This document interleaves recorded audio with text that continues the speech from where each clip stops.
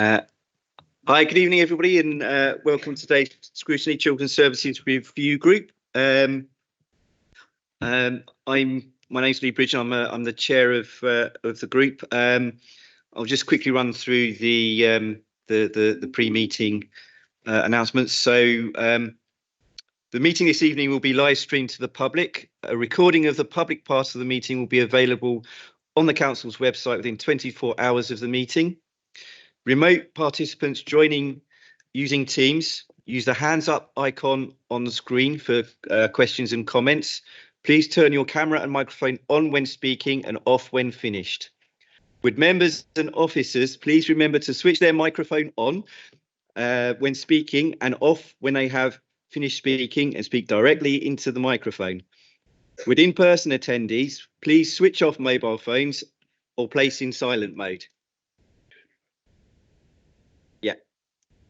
Chair, could you sort of go over it? I don't think it's working. We're just going to have a bit of a delay because it seems the live stream isn't working at the moment. So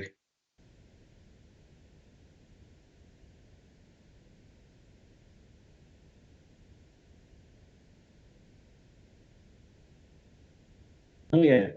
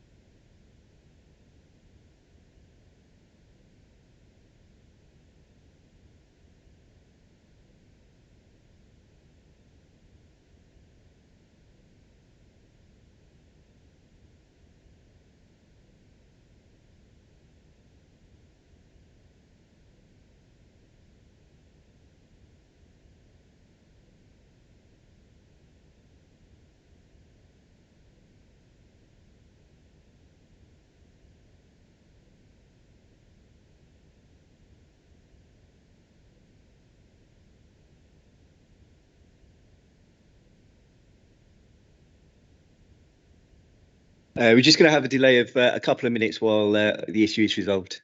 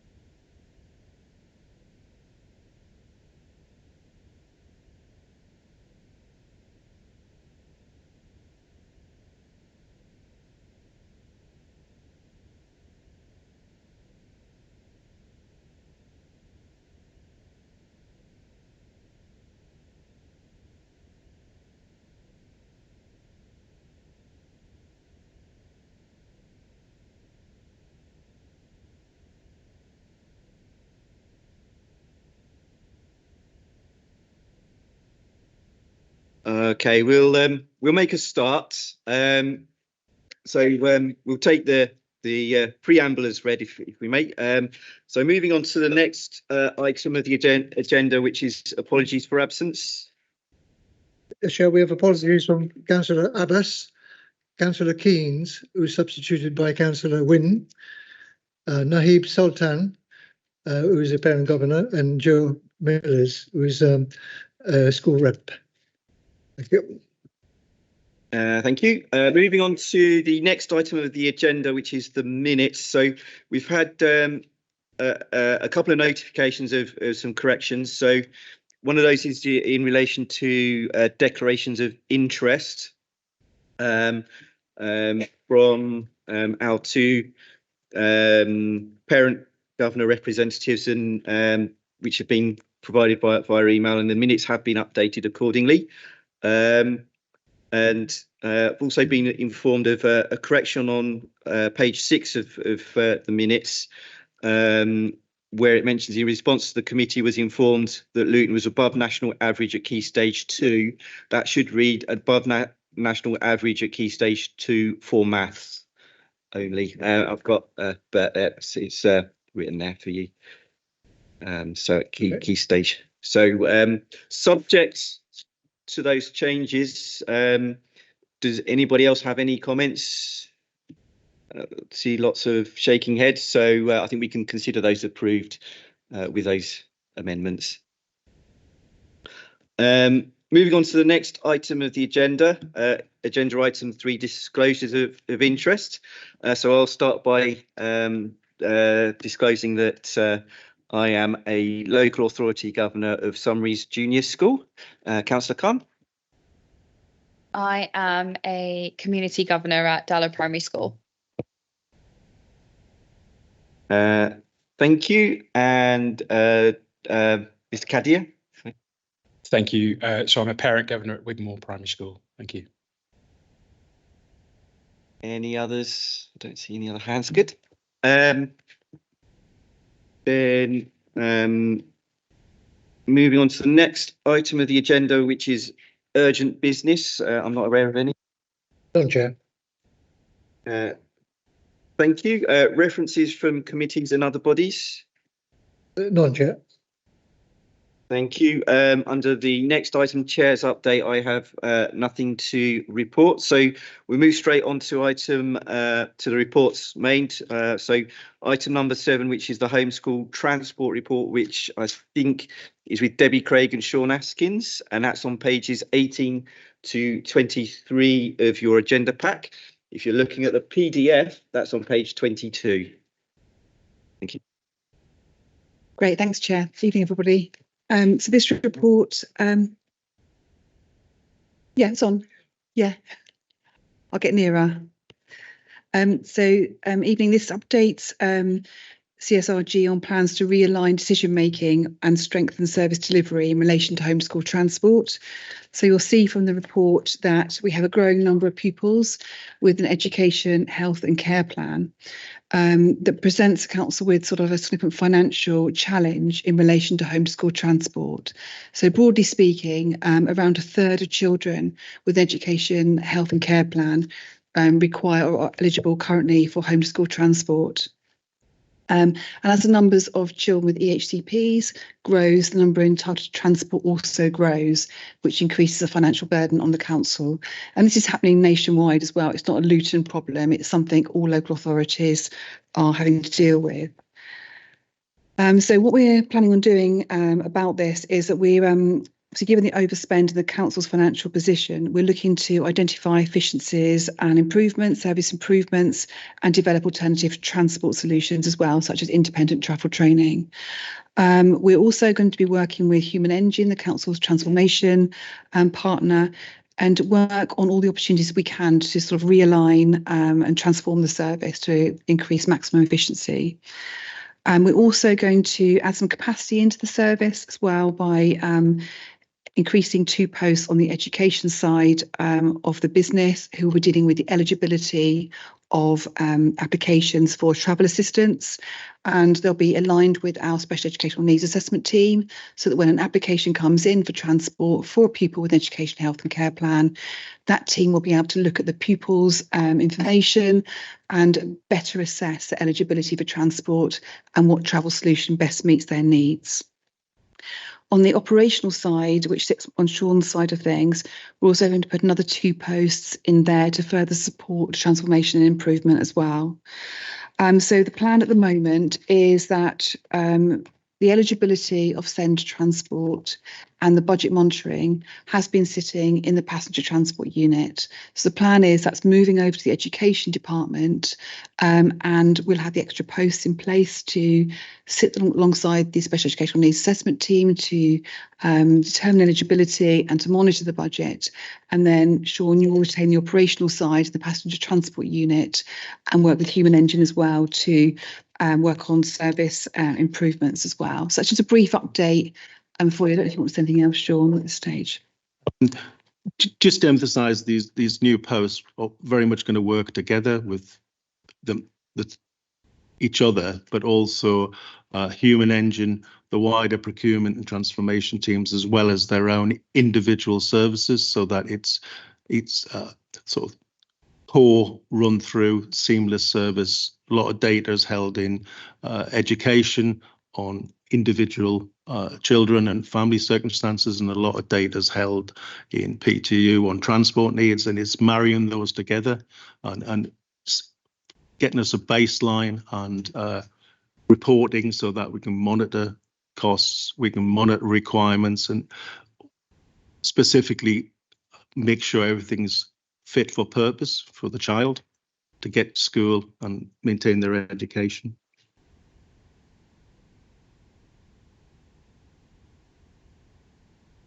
Thanks. Any questions or comments? So I think you had your hand up, and then I'll go over to Claire. Thank you. Thank you. I've got a few, if that's okay. So first of all, thanks for the work in this area, and the report's really clear, so I really appreciate that. In terms of the points raised in section 4, I understand, so fairly new to it, so I understand there are some challenges with regards to we can't do everything, but we're also aware of some of the attendance challenges in schools to getting children to school. And I just wanted to know, so there's a couple of points, so bear with me, sorry. So the first is, has there been any cross correlation to identify where transport might be a challenge to do that, and is there any budget to support or facilitate that? That's the first question. Second question was with regards to the Edge Public Solutions Review remodel. I was just interested to know if that was kind of a recommendations, were there any recommendations that came out of that report, and is there an action plan that's being underpinned to facilitate that? The third point is Human Engine is referenced as the transformation or transformative partner. And is there any additional information that members can just be signposted to with regards to that? Because what I'd like to see there is what the strategic ambitions and aspirations of that partnership is, and how they'll benefit the children of Luton. And then finally, in section 14 of the report, I'm just really keen to understand where you've got those proposals and options, if there are any measures of success that you've identified against them. Sorry, that's a lot of questions, but hopefully they'll be clear. Councillor, if I start with the first one, just to give you a bit of background. Currently, we're transporting close to 900 children twice a day, with about 240 vehicles and 450-ish staff, both internal and external. And that is in that urban environment of Luton.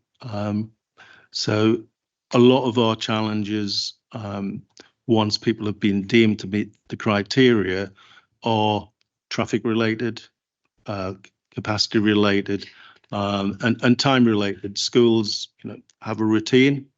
A lot of the children we transport want routine, so it's picking up at the right time, dropping off at the right time. So that inevitably leads to everybody wanting the resource at the same time, so twice a day. And so that's one of the major challenges, as well as ensuring it's the right for each child. And that's where the new posts will help, because there are some children who don't thrive on a regular bus or otherwise, but also we want to try and expand the offer out so that it's, whether it's helping the families with personal travel budgets, independent travel training, or mileage. So that fits in with their lifestyle. And that's the key thing about the assessment being done by internal teams. They have access to the care plan, so they know the family, they know the people involved, so they can make that assessment and provide what's right for the child.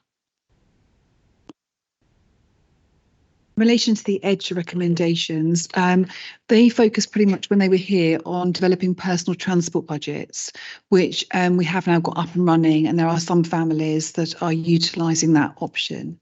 I think when we looked at how best to move the whole sort of transformation agenda forward, we were very much we know what aspects of the business we want to do some further work on, and we were thinking that by adding our own capacity in rather than bringing somebody else in would be better, and just working through what we know we want to sort of improve. And for example, developing independent travel training, we know we want to do that, and we can write the spec, and we can look to either deliver that in-house or externally commission that. So that's something we can do. So I think it's about really galvanising, move on to the next point about Human Engine and how they can best support us, work alongside us with our increased capacity, and make those service improvements and improve our offer to parents as well in terms of options. And also at the same time, of course, in terms of the KPI question that you also came on to, I think, one measure of success is about, how do we best manage the budget? So we know that we've got a statutory duty to transport children. We know there are various ways we can do that. It's not always just putting a child on a minibus. There are other options. How can we best produce a suite of options for families that are best value in terms of the money we've got available to us, really? There'll be lots of KPIs we're looking to develop, and that's how we also focus our work with Human Engine. Let's have some really tight KPIs so we can monitor our progress moving forward. But at the moment, there's lots of focus on making sure we manage that budget and that overspend, and making sure we kind of keep that under control. Councillor Gallagher? Thank you. You kind of touched on it a bit. My point was number 12 about the range of alternative ways to getting children to school. You talk about cycling allowance to enable a child to cycle to school. Luton, to me, is not a friendly cycle place for children to go. So that would be a big concern if you're asking parents to let their children cycle. Really, how is that going to be monitored? How are you going to risk assess that?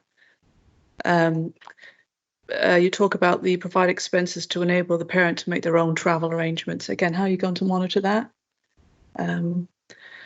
Independent travel, you've touched on that. It's really like the risk assessment around all that. I mean, there is, it's great to do, but how are we going to monitor it? How is it going to work? How are you going to sort all that out? I can answer the cycling because the sustainable transport team come under myself, and that includes the cycling team. We already go into at least once a year to Woodlands for what would be classed the old style cycling proficiency, and the pupils and teachers, they were very enthusiastic about that understanding. In terms of cycling generally in the town, there's a lot of work. We're working with Active Travel England to improve that. It's one of the key points in the wider sustainable transport for inclusive economy corporate directors and other directors. In terms of safety and willingness, I think we've also got to think, whilst our road safety team go into schools, there is an element of parental accommodation and responsibility where we can help them, but we can't be there all the time. And so it's just one of the many options, as well as walking, if they're close enough, different options we can work with families to provide, including independent travel training, mileage. So it's part of a suite. It won't suit everybody, like personal travel budgets. There'll be a certain percentage who will embrace it, and that personal travel budget is on based of a provision of a set amount of funding for different distances. How they spend it is sort of up to them, but the idea is if they need to get a taxi on a certain day, or they want to buy an adapted vehicle or bicycle or pram or anything, that's funding gives them that flexibility, because it's important that we're not prescribing everything to them. They often know what's best for their family needs and their child, and that's trying to give them some options with funds, basically. Councillor Petts? Thank you. Yeah, my question is, are we still using taxis to take children to school, special needs children? Where appropriate and where they meet the criteria, we have a small number of taxis, solo transport, do take some children, especially if their needs are such medical needs or otherwise, but they're always with a driver and a passenger assistant. So they're chaperoned, yeah? Yes, all of our vehicles have a driver and a passenger assistant with special needs children. Because I know of at least one that's been taken by taxi up to Milton Keynes, and must be a lot of cost there. There are children outside of the metropolitan area of Luton who go to other schools for other needs, specific needs, and some of those are under the looked after children, or it is for a particular requirement. We do have some children that need to go to specialist schools that can't be accommodated locally, so they would have to travel further afield. And you're right, it is at greater cost to the council when that happens, and obviously a longer travel time for the pupil, so which is far from ideal. But if that's the nearest we can offer to meet their needs, obviously we're doing what we can to think about our offer in terms of special educational needs as an education service, and we're looking to bring more on stream to try and not main reason is so children don't have to travel so far, but also that cost benefit that if you can provide places more local at lower cost for the placement, you also get the spin-off benefit that you'll lower transport costs as well. And of course the child doesn't have to be so long. Going to Milton Keynes is pretty horrific in the morning anyway, so it's also long on the journey for them as well. So how many taxis do you use on a daily basis? Do you know? Probably currently between 10 and 20. But you've got to think that's say one or two children. Yeah. We have nearly 900 we're transporting. So they're not always long-term, sometimes short-term needs. Sometimes, as I say, it's looked after children. What about the chaperones? How are they qualified to? They have to pass some basic training, and that's the way. But the driver and passenger taxi with just the driver. The only time they'll go is if the parent is accepting mileage or otherwise, and then it's the parental duty. And are the taxi drivers DBS checked? Yeah, yeah, to get their license. Yep. Yeah. Thank you. Thank you. Did I see Councillor Begum? Did I see you raise your hand or not? Sorry, I didn't see. I wasn't sure when I saw you raise your hands out of the corner of my eye. Okay. Any other questions or comments? No. Okay. So I think we were just noting the report today. So thank you for your report and responding to our questions. Thank you.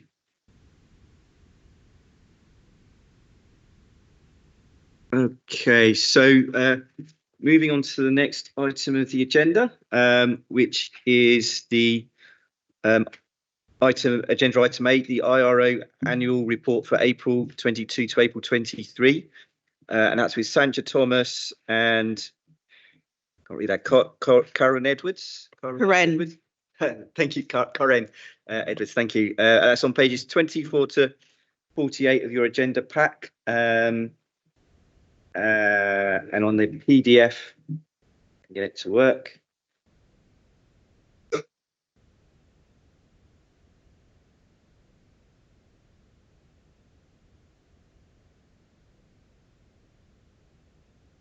That's on page 24 onwards. So yeah, go ahead. Thank you.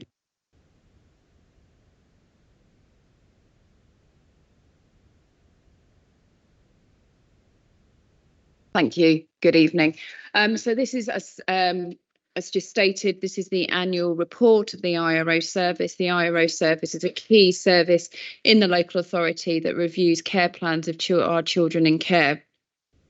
Since the last report that was presented to this meeting, the IRO service has made improvement as set out in the report, in the body of the report.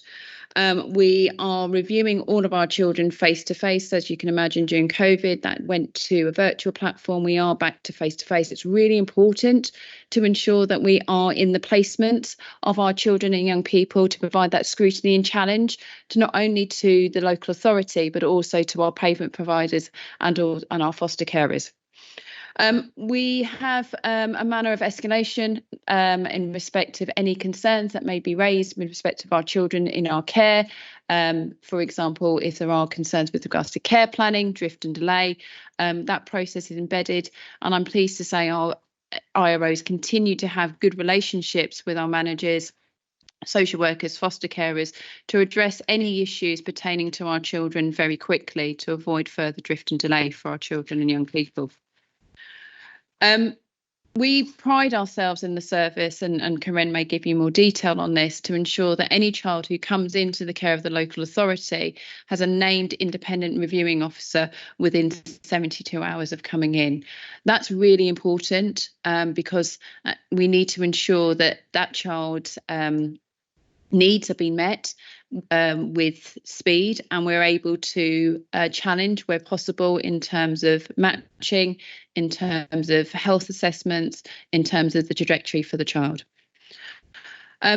We are, and as you can see from the data, we have statutory KPIs for statutory reviews, and we do review most children within, so 96% of most of the children are reviewed in timescales. There are some anomalies to that. So if we have a child who is remanded into custody or into the prison service, there may be some issue in terms of getting our reviews done in timescales. However, we work tirelessly to ensure that our reviews are done with children present, and may have to be done in several parts to make sure that we get the right information. The service has been supportive of operational services and looking at key issues where performance needs to be improved. And if I refer to health assessments, where historically we had seen some concern in that area, but our evidence and our key performance indicators show that we are making great strides, and I'm really happy to report that health assessments for our children in care are the second highest in the region, following behind Bedford Borough, and we sit at 70% of children in timescales having their health assessments. We do have challenges with children placed out of Luton, and we are working with the health service to address those issues. And we do have our IRO service quite influential in respect of ensuring that these issues are raised through escalation. And then just in respect of the IRO service itself, we go from strength to strength. We have extended, and I think I've discussed here before, our service out to our children who have left our care, and we have a specific IRO for our leaving care cohort that will work with vulnerable care leavers up to the age of 25 if necessary. It was a recommendation that came out of our National Advisor's visit, Mark Riddell, in 2021, and we have ran with implementation of that role, and we want to look at how we can further strengthen that role, because it's key in terms of supporting our young people, because as corporate parents, our responsibilities don't just stop at the age 18. Happy to take any questions you may have in respect to the report. Thank you. Yeah. Sheesh. Just start off by saying fantastic work, really clear report, and also well done to everybody involved in it. I just wanted to ask a question specifically about the priorities and how we're progressing against the priorities that are set out, and it's on page 17 and 18 of the report, or 43 and 44 of the member pack. So I'd be grateful if you could just answer that, but really just also wanted to comment on the work here. It's clearly a lot of work, so well done. Thank you. Obviously, this report is for last year. We've made great strides in addressing those priorities, and they will be outlined in terms of the work that we've done in the next report, just to give you that reassurance. So in terms of improving performance, in terms of statutory timescales, we are, and I think we've just had our scorecard come out. I think we're about 97% of children's statutory reviews and timescales, so we have improvement in that area. The IRO performance in terms of minutes and outcomes for our children, we have a rigorous procedures in place to ensure that we are adhering to those timescales. It's really important for our children to have a care plan ratified after the review within 5 days, and then minutes within 15 working days, because that sets the tone for their care plan. So we have extreme monitoring in respect of that performance indicator. The IRO footprint is evident on our files. We have had colleagues from other local authorities come in and do some work. So we have our sector-led improvement quality colleagues from Essex who've supported us on our improvement journey, come in and really impressed in terms of our IRO footprint. We do it in a different colour, so it's very visual when you look at the case file, but it shows that the IRO has an understanding of the presenting issues, communicating with the social work team, communicating with the child and young person, and really holding the system to account when there is drift and delay.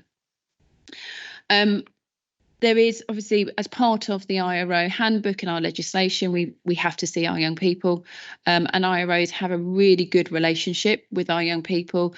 This was also demonstrated in the feedback from Ofsted in both our focus visits and our ILAC, and that's a continued strength for the service. I'm just picking up points because there's a lot of priorities here. The 6 months review of pathway plans for the post IRO, who I've just referred to, he's very influential in that work, has delivered training and so forth.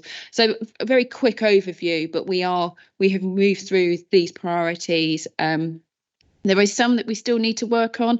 I would like 100% of reviews and timescale, but that may not be possible because actually we're working with humans and so forth. But certainly we've made more improvements in the service last year, and certainly when you see our report for 23-24, you will see how we've built on our priorities and how we're going to move forward into 24-25. Thank you. Councillor Wynne? Yes, thank you. It seems to me that the report is painting a very good picture of what's happening. There's only one area, and this is not my normal field, so perhaps I'm asking a silly question. But on page 31 in the agenda pack, you give some details of the position at the end of March 23. Is there a particular, or could you explain a bit more? It would sound as if the mix of the people that you're having to support is changing. And I think as well, there was a big increase of children at one stage. And also elsewhere in the report, I think I've seen some reference to an increase in teenagers who are in amongst the cohort that you're supporting. Could you perhaps expand a little bit on that for me? Yes, and I think we'll take it together in terms of that voice. But in respect to the increase of children coming into our care, in November 22, we did see a rise of separated migrant children that then increased the cohort of our looked after population. Many of those came in at a time where there was a national increase in separated migrant children, and all local authorities were expected to increase their numbers of children that they supported. So that was accounted for the increase in our numbers. A number of those young people are aged 15, 16, 17, 18. So we see obviously a rise in our teenage cohort. Our numbers have reduced back to I think they were about 385, whereas before in November, December, January time, we did reach over 400 children. So we have seen a large cohort turn 18, which has moved into our leaving care service. The profile of our children looked after, as you can probably see, we have our 0 to 5s, so our littlies, and then we do have our big jump to our teenage years. And, you know, curiosity, and thank you for asking the question, you know, in terms of why is it our teenagers are coming into the care at this time, and what do we need to be doing to try and support families at home so we don't get teenage crisis. And that's work that we're doing across the piece, and we've got national reforms looking at, you know, early intervention and prevention in terms of stable homes built on love, and really putting the focus on keeping families together. So that would be future work that will be coming, and the IRO team will be supporting that. And obviously, as part of the IRO role and our handbook and the local, you know, the legislation that underpins social work is about returning children home as, you know, as and when appropriate. So the IRO service is influential in terms of speaking with social workers, speaking to children, thinking about actually, can a child return home to their parents? Corinne? I think in terms of adding to what Sancha's just spoken about, it's about looking at ways in regards to, as part of the CLA meeting, IRO's looking